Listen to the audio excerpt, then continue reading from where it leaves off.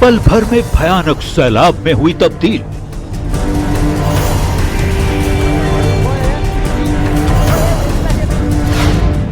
तिब्बत में फटा ग्लेशियर, नेपाल में तबाही।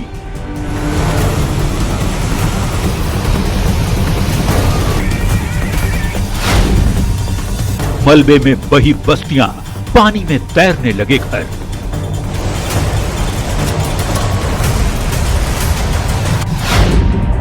ये आपदा नहीं, कुदरत का अल्टीमेटम है।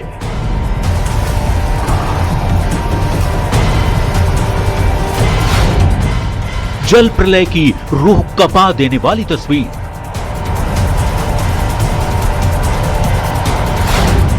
नेपाल में जल प्रलय, बिहार में भी आफत। करीब 1000 लोगों के बहने की खबर सामने आ रही है। हालांकि इस आंकड़े की आधिकारिक पुष्टि का भी इंतजार है।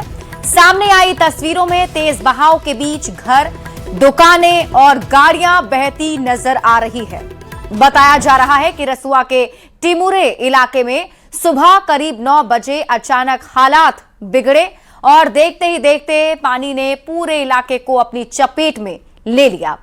टिमुरे मार्केट में भी कई दुकान और वाहन के बहने की जानकारी सामने आई।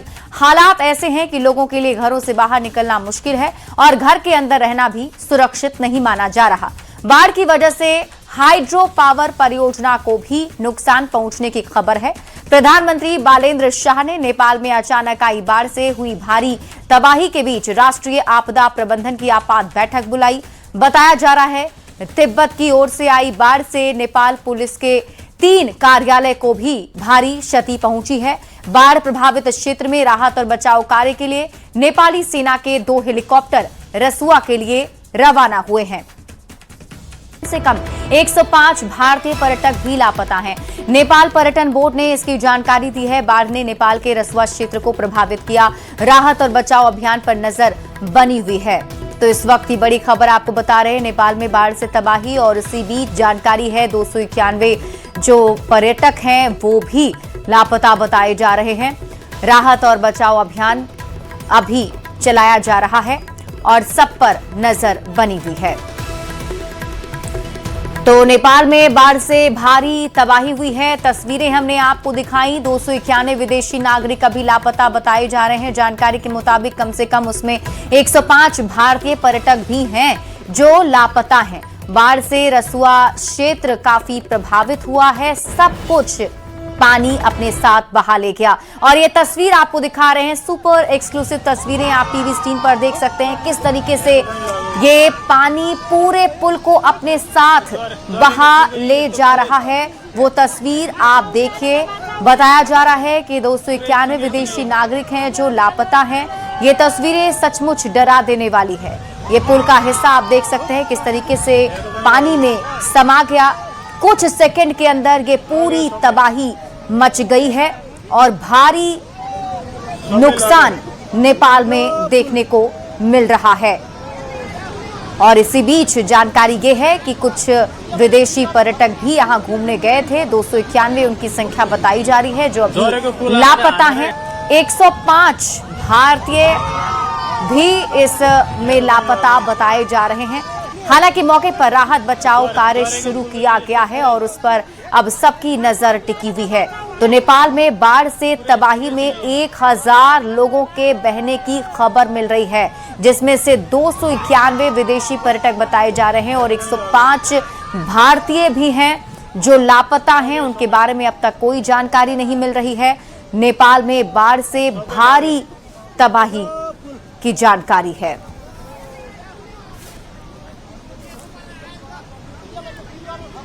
नेपाल की सीमा भारत के 5 राज्यों से लगती है। नेपाल में बाढ़ को लेकर अब बिहार में भी हाई अलर्ट जारी कर दिया गया है, क्योंकि ऐसे ही नेपाल में जब भारी बारिश होती है तो बिहार की नदियां उफान पर आ जाती हैं, क्योंकि वो सारा पानी जो है बिहार के निचले इलाकों में फैल जाता है। और इस बार की जो तबाही है वो आप तस्वीरों में देख ही रहे हैं, जिसमें आपको नजर आ रहा होगा। अब तक 13 लोगों के शव निकाले गए हैं। और आपको ये बता दें कि भारत की 5 ऐसे भारत के राज्य हैं जो नेपाल से सीमा शेयर करते हैं। नेपाल में बाढ़ को लेकर अब बिहार में हाई अलर्ट जारी कर दिया गया है।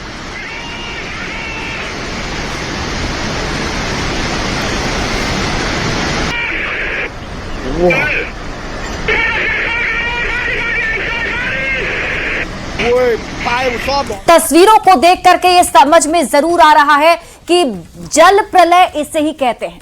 ये सैलाब है जो आप देख सकते हैं, बिल्कुल स्पीड में आता है और सब कुछ तबाह कर जाता है। आप देख रहे हैं न्यूज़ 18 बिहार झारखंड, हमारी पहुंच आपकी ताकत।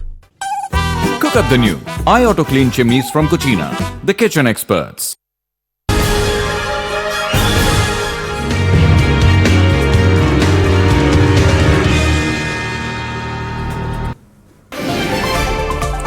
नेपाल में बाढ़ से अब तक 95 मौत की पुष्टि। पीएम मोदी ने नेपाल के पीएम बालेन शाह से फोन पर की बात। नेपाल में जान माल के नुकसान पर जताई संवेदना। कहा मुश्किल वक्त में नेपाल के साथ खड़ा है भारत।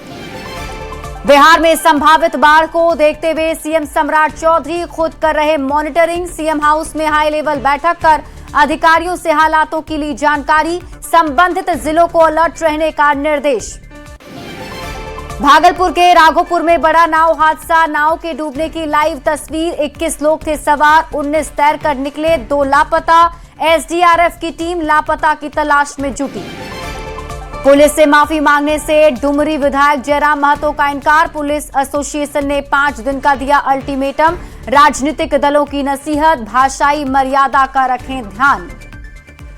नहीं माफी मांगेंगे ना भाई, तुम फांसी में चले, कोई माफी नहीं मांगेंगे। कौन सी माफी मांगेंगे जी? हम ऑडियो में बोले हैं, राइट टू प्राइवेसी।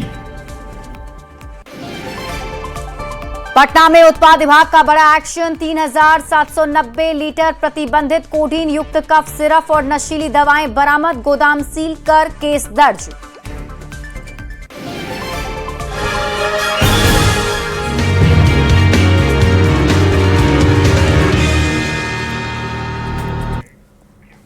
नमस्कार, मैं हूं आपके साथ शिप्रा झा और आप देख रहे हैं देश का सबसे पहला समझाने वाला बुलेटिन खबर तो समझिए।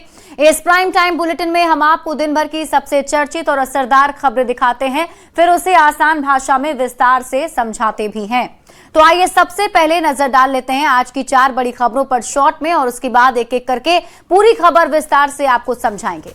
आज बुलेटिन में सबसे पहली खबर जो हम आपको समझाने वाले हैं वो होगी नेपाल में आई बाढ़ की गंभीरता को समझिए, क्योंकि इसका असर बिहार पर भी पड़ने वाला है। दूसरी खबर आपको बताएंगे नेपाल में बाढ़ का बिहार पर क्या असर पड़ेगा, वो आप समझिए। तीसरी खबर आपको बताएंगे बाढ़ से निपटने को लेकर सरकार कितनी तैयार, और चौथी खबर में बात होगी रक्षाबंधन पर महिलाओं को सीएम का बड़ा तोहफा। तो आइए अब विस्तार से खबर को समझते हैं और सबसे पहले बात करते हैं नेपाल के रसुआ जिले से फ्लैश फ्लड की बेहद खौफनाक तस्वीर आई है।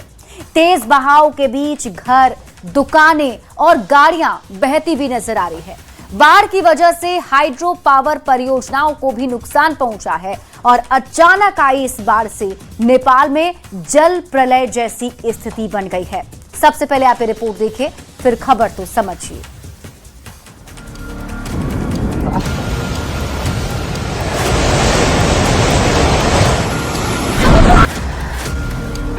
तैरती गाड़ियां, पानी के सैलाब में धराशायी होता घर। ये तस्वीरें नेपाल की हैं, जहां कुदरत का ऐसा कहर टूटा कि पानी नहीं, मौत का सैलाब सड़कों पर दौड़ पड़ा। दरअसल तिब्बत की सीमा से लगे इलाके में अचानक बाढ़ आ गई। बाढ़ का सैलाब रसुआ में दाखिल हुआ और कई घरों, गाड़ियों, सड़कों को साथ बहा ले गया। अब इन तस्वीरों को देखिए जो जल प्रलय की गवाह हैं। तिब्बत की ओर से भोटे कोशी नदी में आई अचानक बाढ़ ने नेपाल के रसुआ जिले में भारी तबाही मचाई। टिमुरे बाजार, कस्टम क्षेत्र, 3 पुलिस चौकियां, कई गाड़ियां और हाइड्रो पावर प्रोजेक्ट बाढ़ में बह गए। पहली तस्वीर में देख सकते हैं कि सैलाब में पुल बह गया, तो वहीं दूसरी तस्वीर में हाइड्रो पावर प्लांट तबाह हो गया। बताया जा रहा है कि मलबे में करीब 4000 लोग दबे हैं। इन तस्वीरों में आप देख सकते हैं चारों तरफ तबाही का मंजर है। तिब्बत की ओर से आई अचानक बाढ़ ने नेपाल के रसुआ जिले में भारी तबाही मचाई। लेंदे खोला के भोटेकोशी नदी में आई अचानक बाढ़ से टिमुरे बाजार और रसुआ सीमा नाके के कस्टम क्षेत्र को व्यापक नुकसान पहुंचा। बड़ी संख्या में गाड़ियां और अन्य सामान बाढ़ के तेज बहाव में बह गए। कई जल विद्युत परियोजनाओं और बस्तियों को भी नुकसान पहुंचने की खबर है। बाढ़ की भयावहता का अंदाजा इसी से लगाया जा सकता है कि बाजार और सीमा क्षेत्र में खड़े कई गाड़ियां पानी के तेज बहाव में बह गए। स्थानीय स्तर पर बड़े पैमाने पर नुकसान की जानकारी सामने आई है। बाढ़ का असर रसुआ से आगे नुवाकोट तक भी पहुंच गया है। रसुआ में बाढ़ और संभावित खतरे को देखते हुए काठमांडू से रसुआ, नुवाकोट, चितवन और दादर जाने वाले गाड़ियों की आवाजाही रोक दी है। Bureau report, news 18। और अब आपको पूरी खबर विस्तार से समझाते हैं। नेपाल में आई बाढ़ की गंभीरता को अब आप समझिए। सबसे पहले तो आपके मन में ये सवाल उठ रहा होगा कि आखिर ये बाढ़ आई कैसे। तो आइए आपको ये समझाते हैं कि नेपाल में इतनी भयंकर तबाही कहां से आई। देखिए, नेपाल में बाढ़ का जो पानी है वो तिब्बत के ऊंचे इलाकों से आया है। बताया जा रहा है कि सुबह तिब्बती क्षेत्र में 4.4 तीव्रता का भूकंप आया। इस भूकंप की वजह से पहाड़ों पर जमी बर्फ जो है वो हिलने लगी। भूकंप के कारण बड़ा भूस्खलन और हिमस्खलन भी हुआ। हिमस्खलन के मलबे ने लेंडे नदी के प्राकृतिक बहाव को ही रोक दिया, यानी जिस डायरेक्शन में नदी जाती है उसे एक जगह पर रोक दिया गया। अब जब नदी का रास्ता रुका तो वो अचानक एक कृत्रिम झील बन गई। झील में कुछ ही समय में भारी मात्रा में पानी जमा हो गया। अब जमी हुई कृत्रिम झील का बांध पानी को संभाल नहीं सका और पानी के दबाव के कारण नदी में बनी झील का बांध टूट गया। अब झीलों में जमा पानी, पूरा जो पानी है वो सीधे तेजी से नीचे की ओर बहने लगा। अब पानी तेजी से भोटेकोशी और त्रिशूली नदियों में आकर मिल गया। अचानक आए जल प्रलय से नेपाल में भारी तबाही मची, जिसकी तस्वीरें रोंगटे खड़े कर देने वाली है। और आइए अब समझते हैं कि नेपाल में आई बाढ़ कितनी गंभीर है। नेपाल का रसुआ जिला इस आपदा का केंद्र बना है।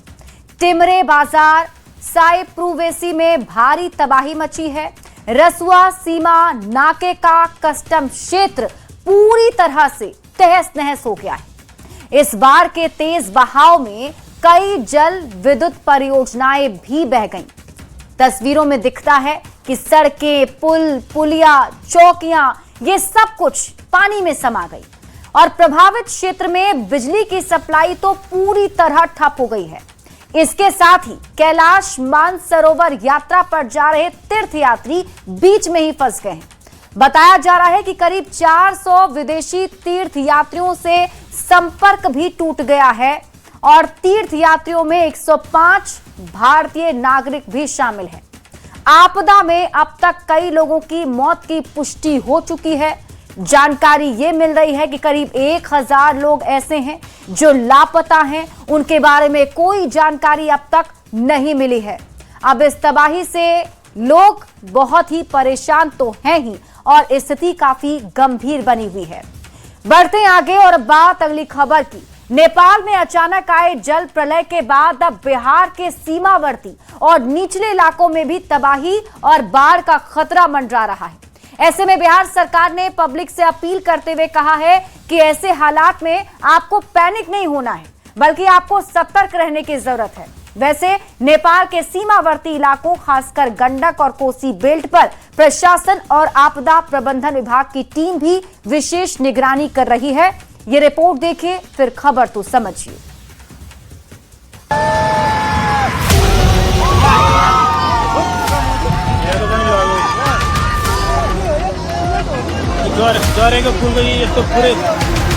नेपाल की नदियों में उफान से गंडक और कोसी रिवर में बाढ़ के रौद्र रूप का खतरा मंडराने लगा है। नेपाल में आई इस बाढ़ का असर नदी के बहाव और जलस्तर के आधार पर बिहार के सीमांचल और चंपारण बेल्ट पर भी पड़ने की संभावना है।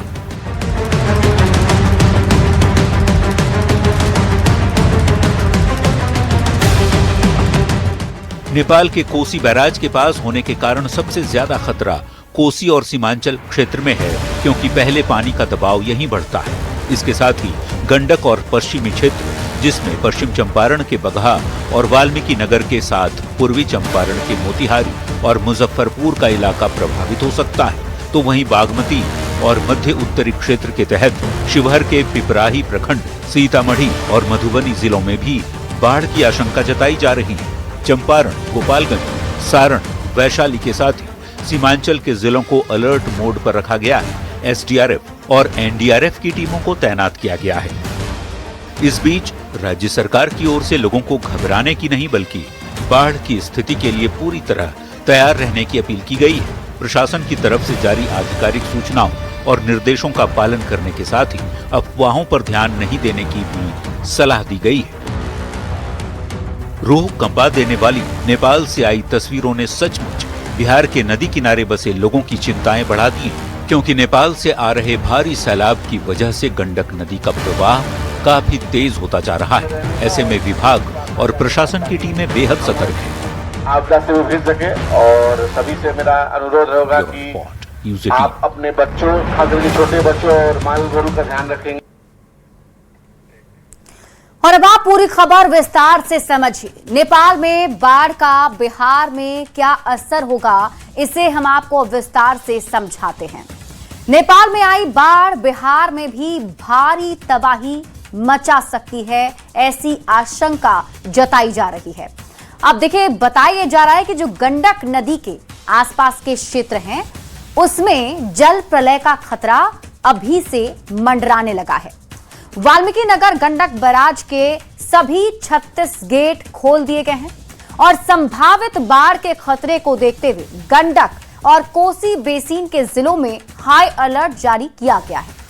अब आप ये भी समझिए कि किन किन जिलों में हाई अलर्ट जारी किया गया है, यानी कौन से ऐसे जिले हैं जहां सबसे ज्यादा खतरा है। तो बिहार के पश्चिम चंपारण के लोग पूर्वी चंपारण, सीतामढ़ी, मधुबनी, मुजफ्फरपुर, शिवहर और वैशाली के लोगों को ज्यादा सतर्क रहने की जरूरत है। अब आप ये समझिए कि बिहार में नेपाल का पानी इतना असर क्यों डालता है। तो देखिए, बिहार की 6 प्रमुख नदियां नेपाल के रास्ते से ही बिहार आती है। इन नदियों के क्या क्या नाम है वो भी जान लीजिए। इन नदियों में नाम शामिल है कोसी का, गंडक, बागमती, कमला बलान, बूढ़ी गंडक और महानंदा नदी। अब आप ये समझिए कि बिहार में नेपाल की ओर से बाढ़ कब आई, क्योंकि ऐसा पहली बार नहीं हुआ है जब नेपाल का पानी बिहार में प्रलय का कारण बनेगा। साल 2024 नेपाल में 60 घंटे लगातार बारिश होती रही और कोसी नदी का जलस्तर बीरपुर बैराज से भी ऊपर चला गया। 7 तटबंध टूटे और 16 जिलों की 9.90 लाख आबादी प्रभावित हुई। साल 2017 में नेपाल और सीमावर्ती इलाकों में बारिश से 5 जिलों में बाढ़ आ गए। साल 2012 में नेपाल के हनुमान नगर के पास स्थित पश्चिमी कोसी तटबंध में दरार आ गया। अब देखिए, पानी आ रहा है तो ऐसे में इसे रोकने से ज्यादा राहत और बचाव पर ध्यान देना ही पहली प्राथमिकता है और सरकार भी इसे लेकर लोगों से अपील कर रही है। किसी भी प्रकार की घबराहट या पैनिक की जरूरत नहीं है। प्रशासन पूरी तरह से सतर्क है, आपकी मदद के लिए तैयार है। सभी जरूरी संसाधनों और बचाव दलों को पहले से ही मौके पर तैयार किया गया है और आम नागरिकों से अपील की जा रही है कि आप घबराइए नहीं। संभावित बाढ़ की स्थिति के लिए पूरी तरह तैयार आपको भी रहना होगा।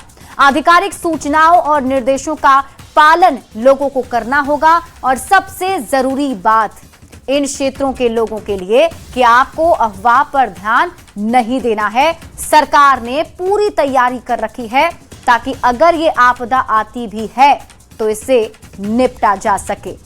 बढ़ते हैं आगे और बात अगली खबर की। नेपाल में बाढ़ से तबाही के बाद बिहार में दहशत और खौफ का माहौल है। बाढ़ के खतरे को देखते हुए बिहार में हाई अलर्ट जारी किया गया है। लोगों से माइकिंग कर सुरक्षित जगह पर जाने की अपील की जा रही है। सरकार किसी भी तरह के खतरे से निपटने के लिए तैयार दिख रही है। ये रिपोर्ट देखिए, फिर खबर तो समझिए।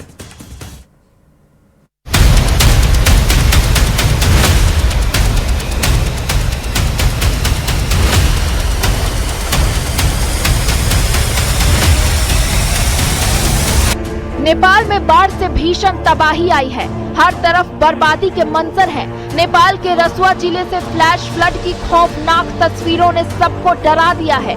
तस्वीरों में तेज बहाव के बीच घर, दुकानें, गाड़ियां बहती नजर आ रही हैं।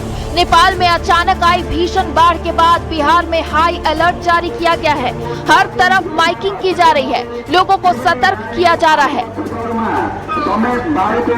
नेपाल चीन सीमा के पास त्रिशूली नदी में अचानक बढ़े जल स्तर के बाद गंडक नदी में बाढ़ की आशंका है। ऐसे में बिहार में हाई अलर्ट जारी कर दिया गया है। सीएम सम्राट ने हाई लेवल बैठक कर सभी अधिकारियों को अलर्ट रहने के निर्देश दिए हैं।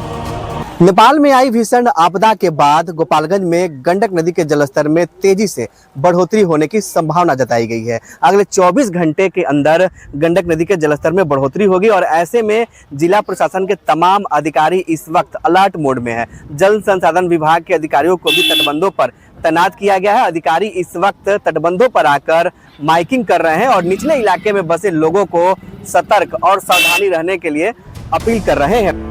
बिहार में बाढ़ के खतरे को देखते हुए स्पेशल एडवाइजरी भी जारी की गई है।